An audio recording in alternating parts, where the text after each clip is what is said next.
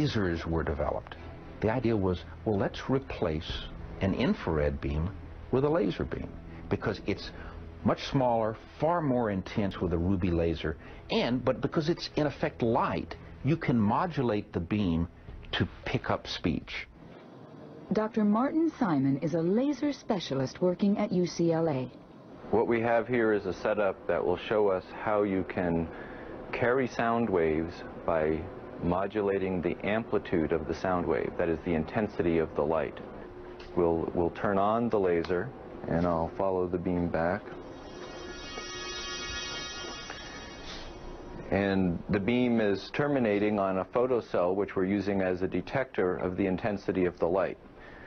The photocell output then goes into this amplifier, an audio amplifier, and into an audio speaker, and we're going to see if we can convert it back, the light intensity, to sound. So I'm turning up the amplifier. If we have the beam in there, we should be able to find it, and if I then block the beam and turn it on and off, we should be able to hear the change of intensity at the detector.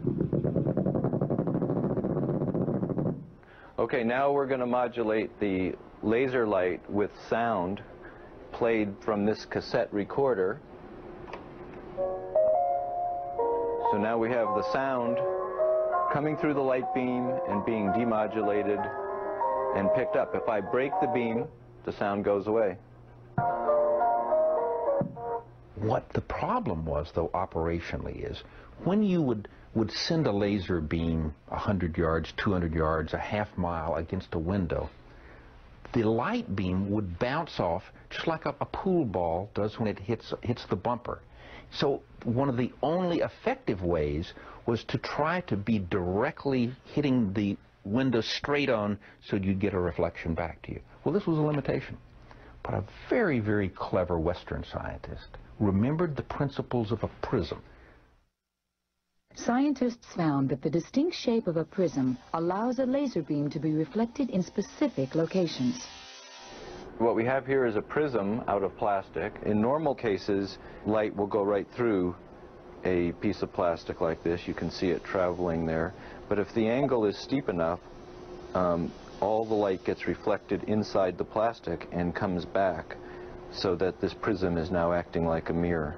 If the prism was on a window and picking up vibrations of the window, say caused by someone speaking inside the room and vibrating the window, then the laser beam would then be modulated by the sound waves of the people in the room. American intelligence soon installed a miniature version of the prism inside a glass window destined for the Soviet embassy. You could be at an angle and shoot a laser beam at the window, but because of the prism, you'd hit the flat surface of the prism and you would reflect the signal back. So this eliminated the need to be directly dead on to a window. When the Soviet Union discovered the first window and saw this little miniature prism inside, it was difficult for them to understand what it was until they took the opportunity to hit it with a laser and saw exactly the reflective properties. This capability forced intelligence services to rethink the way they constructed their own buildings. When the CIA, for example, built the new headquarters building, it is literally a building built within an outer shell.